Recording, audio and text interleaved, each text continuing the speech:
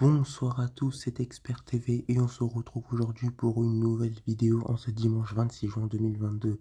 Aujourd'hui, Jean-Luc Reichmann vient de lancer le combat des maîtres 2022 des 12 coups de midi. Le combat des maîtres, les masters des 12 coups de midi où les plus grands maîtres de midi s'affrontent pour remporter le trophée de l'émission, le trophée du combat des maîtres. Et cette année est un peu spéciale car les 12 coups de midi vont fêter leurs 12 ans d'existence. 12 ans sur TF1, donc c'est quand même, c'est quand même très fort, hein. Donc c'est le 28 juin 2010 que le jeu est né sur TF1. Donc dans 2 jours, ce sera les 12 ans. Et donc dans cette vidéo, nous allons analyser l'évolution du jeu. Comment le jeu a évolué en 12 ans. On va voir ça plus précisément. Et donc n'oubliez pas de vous abonner si ce n'est pas déjà fait, de liker si vous aimez la vidéo et de commenter aussi. Alors, les 12 coups de midi. Alors en fait, avant les 12 coups de midi, il y avait un jeu qui était diffusé tous les midis qui s'appelait Attention à la marche. Toujours présenté par Jean-Luc Reichmann que vous voyez en photo. Donc Donc attention à la marche était en baisse de vitesse ces dernières années car le jeu concurrent Tout le monde veut prendre sa place présenté par Nagui sur France 2 était passé leader des audiences et ce grâce à un concept très bien pensé qui en fait c'est le champion qui revient à chaque émission, quoi. C'est à chaque fois qu'il gagne. Donc voilà. Et donc voilà, France 2 était leader devant TF1. Et donc à TF1 c'était la panique, ça n'allait pas, rien n'allait plus. Et donc réunion de crise avec Jean-Luc Reichmann, avec le patron dans des molles de l'époque et avec les directeurs de l'époque aussi à la tour TF1 pour essayer d'enrayer cette chute des audiences d'Attention à la marche. Et donc du coup, bon ben, les dirigeants, ils voulaient tester un nouveau jeu à la rentrée. Et Jean-Luc Reichmann leur a dit non, on va tester un jeu dès cet été. Et du coup, Jean-François Lancelier, qui était l'ancien directeur des programmes de l'époque, leur a proposé de relancer Crésus. Alors Crésus, c'était un ancien jeu présenté par Vincent Lagaffe de 2005 à 2006 qui marchait très bien en Access Prime Time, mais Vincent Lagaffe avait fait le choix d'arrêter le jeu car il avait fait le tour des jeux télé, il était lassé de présenter des jeux à la télévision. Donc il avait arrêté le jeu. Et donc du coup, ce Jean-François Lancelier a proposé à Jean-Luc Reichmann et Endemol de reprendre le jeu Crésus. Donc ils acceptent. Et du coup, le jeu est monté en 5 semaines chrono, hein. 5 semaines chrono. Donc voilà, décor, habillage, mécanique du jeu, concept, nouveauté dans les règles. Enfin voilà, tout est monté en 5 semaines chrono.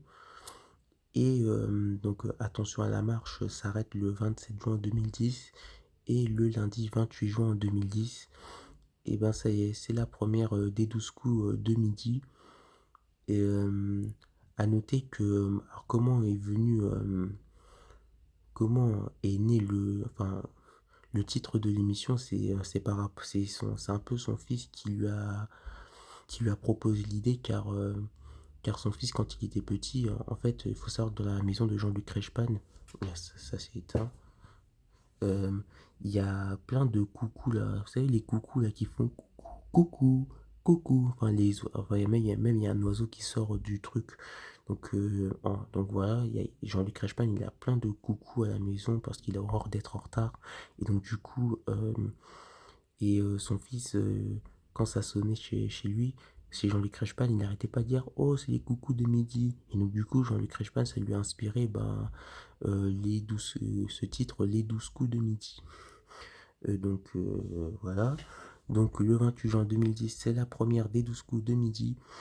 Et l'émission se passe très bien. La première maîtresse de midi s'appelle Estelle. Alors, je l'ai pas en photo. Attendez. Donc voilà, là c'est Estelle, la toute première maîtresse de midi, hein. Donc là c'était Estelle à l'époque en 2010 et, et là à côté c'est Estelle maintenant quoi, en 2022. Donc voilà. Donc le jeu, alors avant il y avait donc je vous l'ai dit, il y avait Crésus avec Vincent Lagaffe, donc le plateau ressemblait à ça, tu vois. Et avec le personnage dans le fond là qui ah, je sais plus comment il s'appelle le personnage là. C'est en fait c'est ce personnage dans le jeu il est mort donc du coup ben les candidats sont les héritiers tu vois et du coup les candidats ils doivent prendre la part d'héritage de tous les autres de tous leurs adversaires pour remporter un maximum d'argent. Donc ça, c'était le principe de Crésus. Donc, et là, dans les 12 coups de midi, c'est un peu la même chose, mais sauf qu'en plus, il y a l'étoile mystérieuse. Donc voilà, ça là c'est l'ancien plateau des 12 coups de midi. Alors il y avait des éléments hein, sur le plateau qu'il n'y avait pas en 2010, hein, dans les premières années du jeu. Donc on voit dans le fond à droite l'étoile mystérieuse, on voit afficher l'étoile violette avec 12, hein. Donc l'étoile mystérieuse qui est la nouveauté hein, de ce Crésus 2.0, donc qui consiste à trouver qui se cache derrière, quelle personnalité se cache derrière l'étoile mystérieuse pour tenter de remporter une vitrine de cadeaux. Donc oui, plutôt pas mal, hein. C'est une enquête quoi. Et puis qu'est-ce qu'il y avait d'autre puis non, sinon c'était la seule nouveauté. Enfin, quoique, dans Crésus, il y avait 6 candidats et dans les 12 comédies, il y en a 4. Donc, ce qui permet de plus parler aux candidats, voilà, de mieux s'intéresser à eux. Donc là, c'est l'ancien plateau des 12 coups de midi. Et depuis le 9 septembre 2019, ils ont changé, hein. Maintenant, ils sont passés à ce plateau-là. Donc voilà, hein. Moi, honnêtement, je préfère le nouveau plateau. Je préfère le nouveau plateau parce que j'aime bien le bleu. Enfin, l'ancien plateau, il était plutôt violet. Là, le nouveau plateau, il est plutôt bleu. Enfin, bleu, voilà, c'est une de mes couleurs préférées, donc je préfère le nouveau. Dites-moi en commentaire si vous préférez l'ancien ou le nouveau plateau. Donc, bref. Et donc dans ce jeu, ben, une autre nouveauté aussi dans les 12 coups de midi qu'il n'y avait pas dans Crésus, c'est qu'à chaque fois que le gagnant du jour va en finale, et ben, il revient le jour suivant pour fructifier ses gains et tenter de remporter plus, quoi, de remporter plus d'argent. Et aussi une nouvelle chance de décrocher l'étoile mystérieuse et ses cadeaux. Donc une nouveauté qu'il n'y avait pas dans Crésus et qui existe déjà dans le jeu concurrent de France 2, Tout le monde veut prendre sa place. Alors au début, c'était un peu compliqué pour les 12 coups de midi niveau audience car le jeu continuait de se faire battre par Tout le monde veut prendre sa place de Nagui et c'est quelques mois plus tard, genre fin 2010 que les 12 coups de midi, ça y est, repassent devant France 2 et deviennent ben, les leaders hein, de la mi-journée quoi. Et, euh, et dans ce ils seront définitivement leaders jusqu'à aujourd'hui quoi, hein. Et ils le seront encore plus. Et dans ce jeu, alors il y a les maîtres de midi, hein, comme on les appelle, et ben ils reviennent tant qu'ils n'ont pas gagné. Et des maîtres de midi, il y en a eu un paquet dans ce jeu. Euh, Alors le premier en date qui est vraiment resté longtemps. Alors le premier maître de midi qui a vraiment su s'imposer dans le jeu. Alors c'est Pierre-Marie que vous voyez à gauche, hein, à côté de Jean-Luc Reichmann. Il avait fait 33 participations, il avait gagné je crois entre près de 170 000 € de cagnotte il me semble, de mémoire. Et donc ouais, c'est le premier à s'imposer dans le jeu.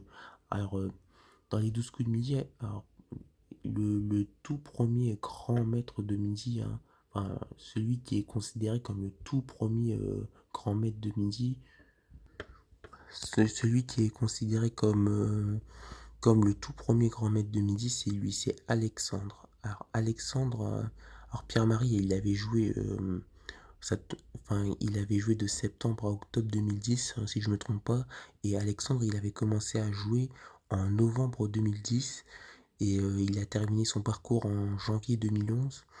Il avait fait le double de Pierre-Marie, 75 participations. Il était reparti avec 410 000 € de gains et de cadeaux, enfin argent et cadeaux mélangés quoi, et 417 828 € précisément. Donc c'est vraiment, alors c'est pas pour rien qu'on le considère comme le tout premier plus grand maître de midi quoi en fait, parce qu'il a vraiment remporté une somme colossale quoi, comparé à Pierre-Marie qui avait remporté 167 000 € avant lui, avant Alexandre, tu vois. Bon, c'est une très belle somme, hein, c'est énorme, mais comparé à Alexandre, tu vois, il a vraiment marqué les esprits, Alexandre, avec sa grosse cagnotte et son nombre de participations. Surtout qu'en plus, il était très très fort, il paraissait invincible à l'époque, Alexandre. C'était un demi-dieu, enfin j'exagère, mais voilà, pour ceux qui ont regardé à l'époque son parcours, franchement, ils peuvent en témoigner dans les commentaires, c'était impressionnant. Donc tout ça pour dire qu'il était vraiment très très fort. Et d'ailleurs, j'ai fait mes recherches pendant que j'ai coupé la vidéo. Et en fait, avant Pierre-Marie, il y avait une autre maîtresse de midi qui avait fait, alors qui n'avait pas fait plus de 33 participations, mais elle en avait fait deux fois moins. Mais on peut considérer que c'est la première grande maîtresse de midi. Alors attendez, je vais vous la montrer. Alors, elle s'appelle Françoise. Et à l'époque, donc c'était vraiment dans les tout débuts du jeu. Et donc Françoise, la championne battue, un article qui date du 14 juillet 2010. Donc je vous disais que, le, que la première émission des 12 coups de midi datait du 28 juin 2010. Donc on est vraiment dans les premiers jours, hein, dans les premiers épisodes du jeu. Alors attendez. Donc Françoise, la première grande championne du nouveau jeu de Jean-Luc Reichmann, a été battue ce midi. Elle a chuté sur une question de cyclisme, mais néanmoins, elle repart avec 61 495 €, mais aussi une voiture, un scooter et un écran LCD. Donc voilà, c'était vraiment là. Donc en fait, avant Pierre-Marie, il y avait une autre grande championne qui était Françoise. Elle était restée 15 émissions et est repartie avec 61 495 €, dont une étoile mystérieuse. Donc, euh, donc, donc Françoise, Pierre-Marie, puis Alexandre, et puis après. Et donc, après Alexandre, il y a des maîtres de midi s'enchaînent. Donc, après Alexandre, il y a un maître de midi qui s'appelle Cyril. Bon, je vais pas tous vous les montrer à l'écran, hein. Donc il y a Cyril qui avait fait 71 participations, 356 186 € de cagnotte, si j'ai bonne mémoire. Donc il était à 4 participations de battre le record d'Alexandre. Il y avait... après, il y avait qui? Après, en 2012, il y avait Lucia, hein, qui avait fait 72 participations, près de 380 000 € en poche, je crois. Donc voilà, donc chaque année il y avait un grand maître de midi, hein. En 2013 il y a eu Xavier, qu'on ne présente plus, 76 émissions, 335 186 €. Et d'ailleurs on le connaît notamment pour avoir été le premier à abandonner le jeu, car il avait trouvé un travail. Et en plus, vu son niveau, franchement, on se demande s'il aurait pas pu aller plus loin, quoi. Genre 100, 150, 200 émissions. Vraiment, on se le demande, vous allez voir après. Donc voilà, 2014, il y a Vincent, il y a Hakim 2015, Sylvain, enfin, c'est 2016, il y a Maxime Le Narbonnet, enfin voilà.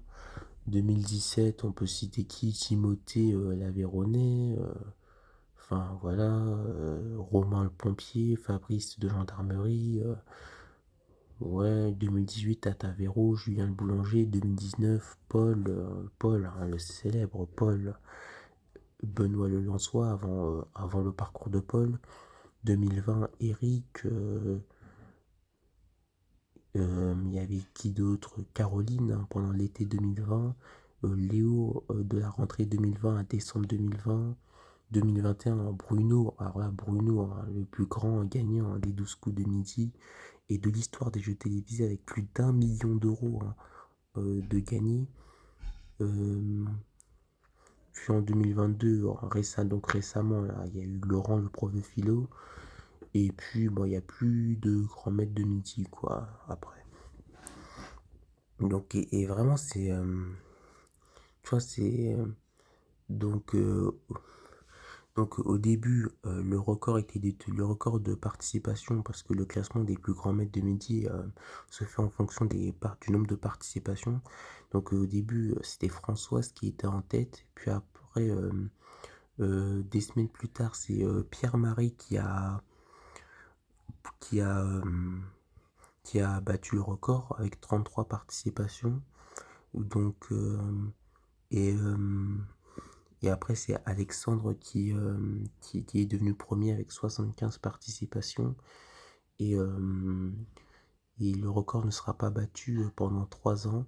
Et donc en 2013, Xavier bat le record avec une participation de plus et clac, il abandonne.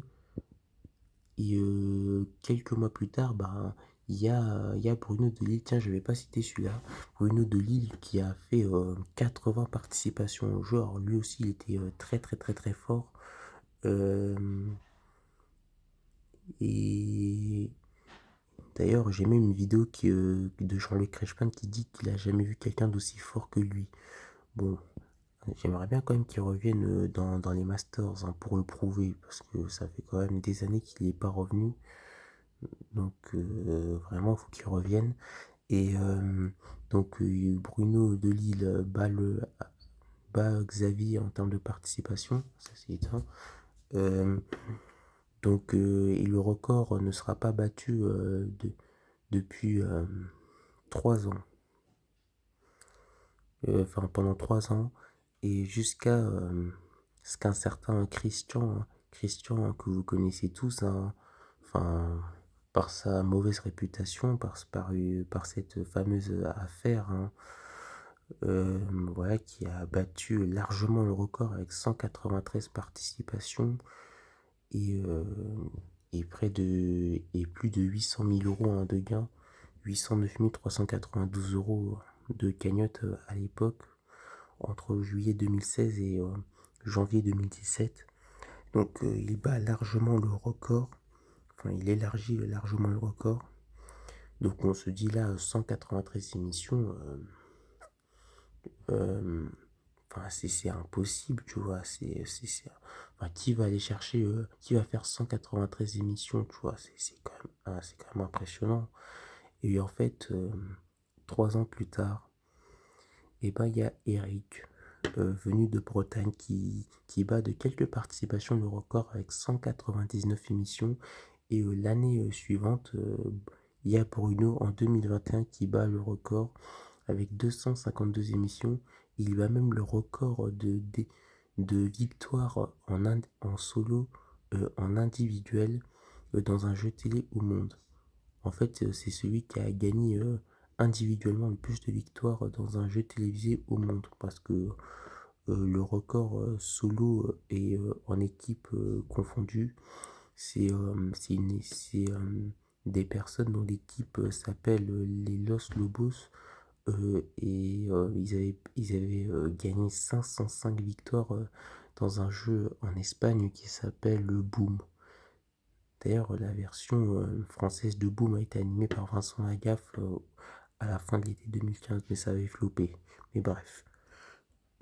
Donc voilà, donc les premières années du jeu, tu vois, le record était aux alentours des 70, 75, 80 participations jusqu'en 2017 où là, bon, Christian a explosé le jeu, quoi. Il a fait un hold-up, quoi. Il a poussé le record à 193 émissions et par la même occasion, le record de gains, il a poussé aussi à plus de 800 000 euros. Donc, bon, voilà, il a vraiment cartonné dans le jeu.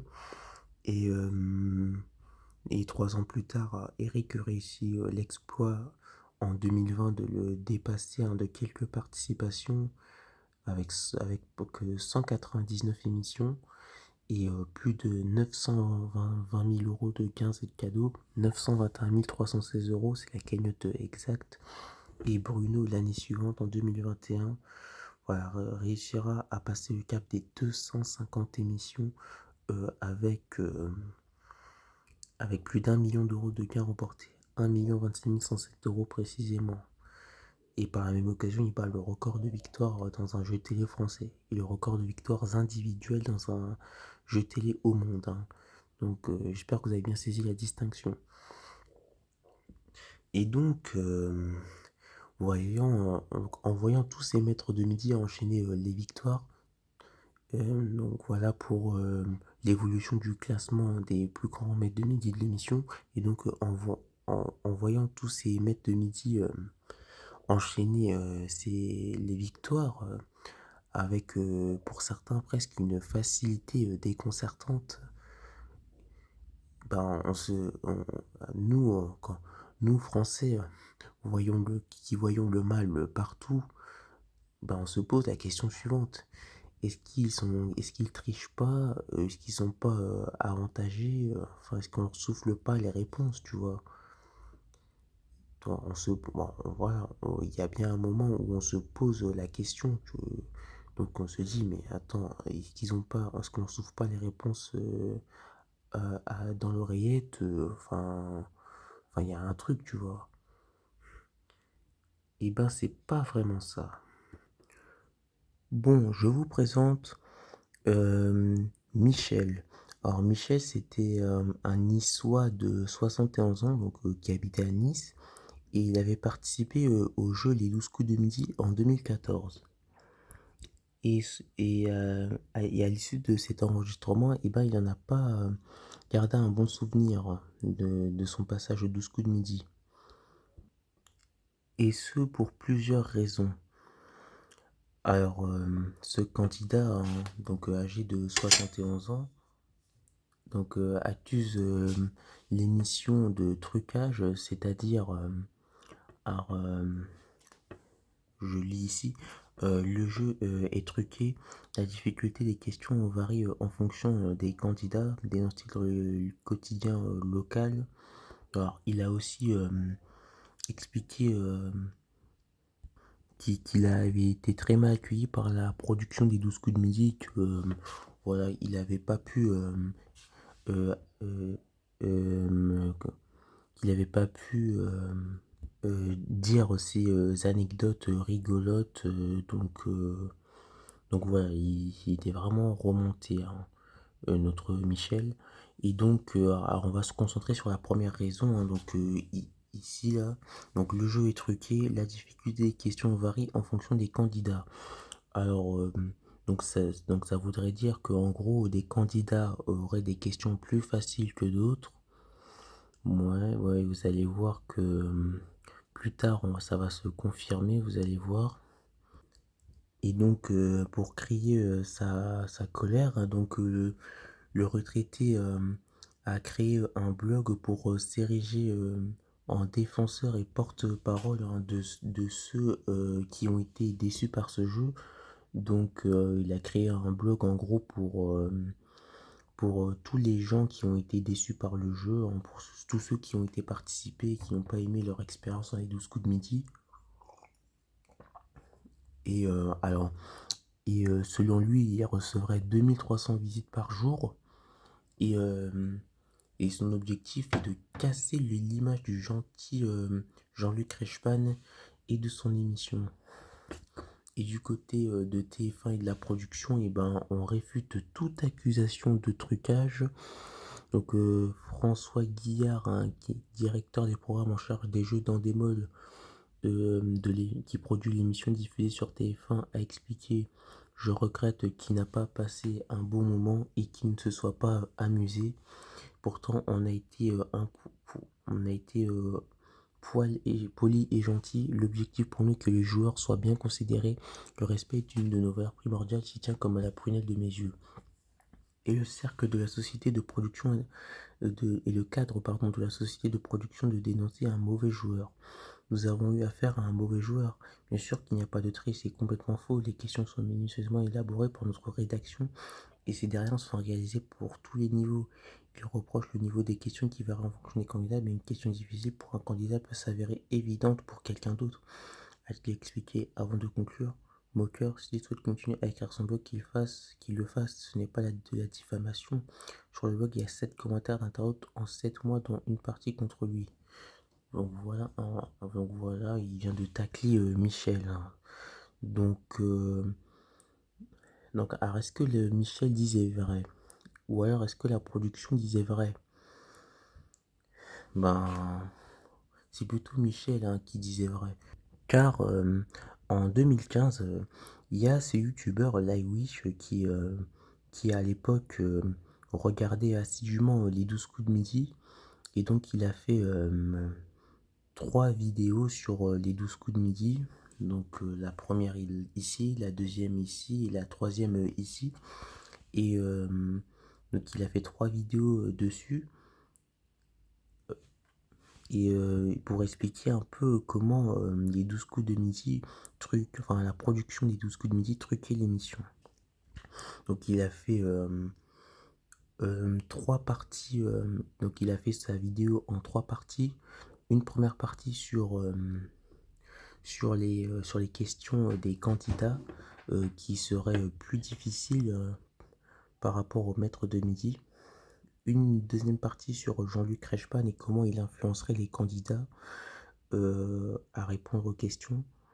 Et, et comment il aiderait le maître de midi à gagner. Et une troisième partie concernant les questions posées au maître de midi qui serait plus facile que celle de ses challengers. Que celle de ses challengers.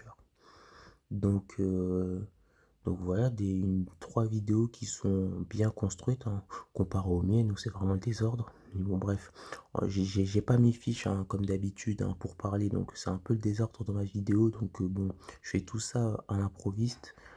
Donc voilà. Euh, il explique bien que avec en plus des preuves à l'appui que enfin pas preuve à l'appui, mais au vu quand il montre les questions des candidats et quand il montre les questions des 12 coups de midi, on voit bien la différence dans ces vidéos. Donc, et ces vidéos datent de 2015. Et aussi dans sa troisième vidéo, notamment, il a aussi révélé une autre forme de trucage dans les 12 coups de midi. C'est par exemple c'est dans les duels. Vous savez, dans les duels, il y a 2 thèmes, hein. Il y a 2 thèmes et derrière chaque thème se cache une question. Une question avec 4 possibilités de réponse. Et je vous invite à aller voir sa vidéo parce que c'est vraiment... ces vidéos parce qu'elles sont vraiment intéressantes pour le coup. Et dans sa vidéo, il dit notamment que derrière chaque thème, il n'y a pas une mais 2 questions. Et en fait, parmi ces 2 questions, et ben, la production choisit quelles questions il pose au maître de midi, au candidat en fonction de s'ils veulent garder le candidat ou pas. Donc si c'est le maître de midi qui doit répondre à la question, et ben question facile, hein, pour le faire garder. Ou si c'est par exemple si c'est un candidat et ben qu'ils aiment pas ou qu'ils estiment menaçant par rapport au maître de midi, question difficile, voire piégeuse. Donc en fait, et ce qu'il explique aussi, c'est que les 4 possibilités de réponse, par rapport aux 2 questions sont les mêmes et les 2 questions en fait elles se ressemblent mais sont mais enfin elles se ressemblent, tu vois? On a l'impression qu'elles sont identiques mais en fait pas du tout. En fait, il suffit juste de changer, quelques mots et la réponse n'est pas la même, hein, pour les 2 questions. Donc il y a une question, facile, il y a une question difficile voire piégeuse dont la réponse n'est pas celle qu'on attend quoi, hein.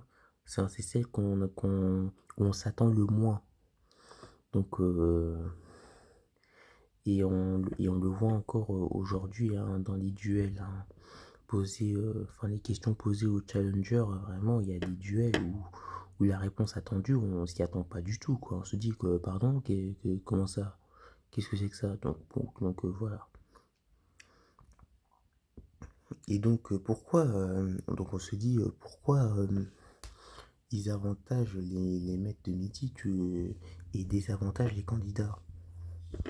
Bah déjà, hem, pour, pour, pour faire gonfler les audiences car quand un champion, reste et gagne de plus en plus d'argent et de plus en plus de victoires et ben ça intéresse les Français, hein. Enfin, comme dans le mauvais comme dans le bon sens. C'est-à-dire que dans le bon sens, bah, les Français se passionnent pour le parcours du champion, quoi. Ils s'attachent à lui, quoi. Ils espèrent qu'il va pas perdre. Ils le soutiennent à fond. Et dans le mauvais sens du terme, tu vois, il y a ces haters, tu vois, où ils espèrent qu'il va perdre le plus rapidement possible, qu'il va pas battre des records.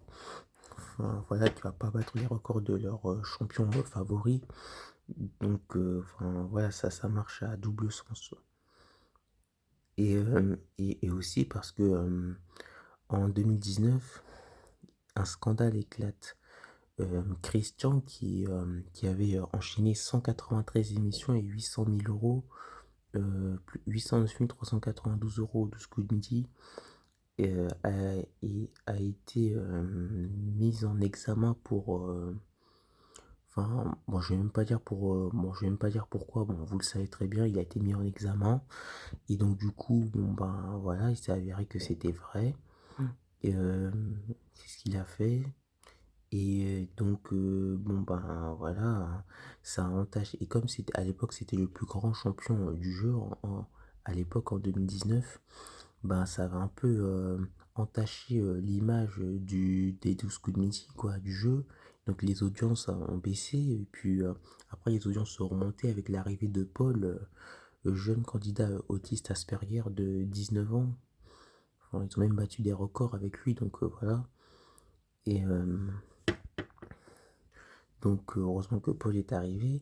Et donc du coup, il voulait plus que Christian soit le plus grand champion du jeu. Donc bon, qu'est-ce qu'on fait? Donc il y avait deux solutions. Soit on le bannit du jeu, c'est-à-dire que bon, on le, on l'évince du classement des plus grands champions.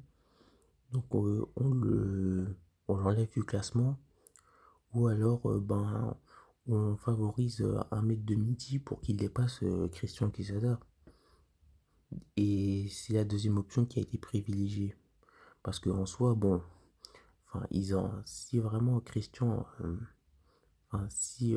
Christian, oui, était le plus grand champion du jeu, donc bon, il avait fait 193 émissions, donc son parcours était quand même resté dans les mémoires, hein, parce que c'était la première fois à l'époque où un candidat enchaînait 34 émissions, tu vois, 193 émissions dans un jeu, pardon. Donc, donc, donc bon, ils ont voulu effacer ce record avec un autre maître de midi qui avec l'aide de la production va tenter, hein, de battre ce record, hein. Donc ça a été fait donc ils ont essayé avec Paul, tu vois, en l'avantageant avec des questions faciles, hein, des questions d'histoire, hein, vu que c'est sa spécialité. Bon, malheureusement, il réussira pas à battre le record du jeu. Il s'arrêtera à 153 participations, à 40 émissions du record. Surtout qu'en plus, il avait perdu sur une question d'histoire, hein, donc sur son domaine de prédilection. Et durant son parcours, il y avait beaucoup de questions d'histoire-géographie, donc c'est vraiment pour vous dire qu'il était vraiment avantagé, quoi. Je pense que c'est à partir de ce scandale-là que les maîtres de midi, ils ont été encore plus avantagés par la production, parce que vraiment là, c'est le fait que ce Christian soit en haut du classement, alors, vu avec ce qu'il a fait en plus, et on sait que Jean-Luc Reichmann, il est très attaché à la cause à la cause des enfants, enfin voilà, c'est les enfants, c'est son combat, donc bon, alors là, ça l'a encore plus affecté, il pouvait pas supporter qu'il soit en haut du classement, quoi. Donc bon, ben, Paul, il échoue, il n'arrive pas à être premier des plus grands maîtres de midi. Et donc ensuite, en novembre 2019, il y a Eric. Eric de Bretagne, donc père de famille, hein. Et donc lui, il a réussi à battre le record du jeu avec 199 émissions. Et donc, bah, tant mieux pour la production, tant mieux pour Eric, hein, et tant pis pour Christian. Donc bon, bah, lui aussi, hein, il a le droit à son favoritisme, hein, avec des questions de musique, d'histoire, de géographie. Alors, alors, le thème qu'il détestait le plus, c'est la cuisine, hein. Donc voilà. Donc il n'avait jamais de question de cuisine, quoi. Enfin, très peu. D'ailleurs, pour vous dire, il a même perdu sur une question de cuisine. Donc c'est pour dire si c'est vraiment son thème qu'il préfère pas. Et donc, donc ça y est, ça y est, Eric est devenu le plus grand maître de midi. Donc c'est objectif atteint pour la production. Donc du coup, on se dit, bon, allez, c'est fini maintenant, ils vont plus avantager les maîtres de midi. Ça y est, terminé. Eh ben si, eh ben si. L'année prochaine, il y a le 20 janvier 2021, il y a Bruno Ourcade, hein, qui arrive dans le jeu, hein. Donc voilà, il enchaîne les victoires, il bat de plus en plus de maîtres de midi jusqu'à Eric, donc il devient le premier candidat à passer les 200 participations, le premier candidat à passer la barre des 250 émissions, et puis il s'arrête à 252 émissions, et il bat le record de victoire dans un jeu télé en France. Record détenu par une candidate du jeu Tout le monde veut prendre sa place, Marie-Christine, avec 213 victoires auparavant.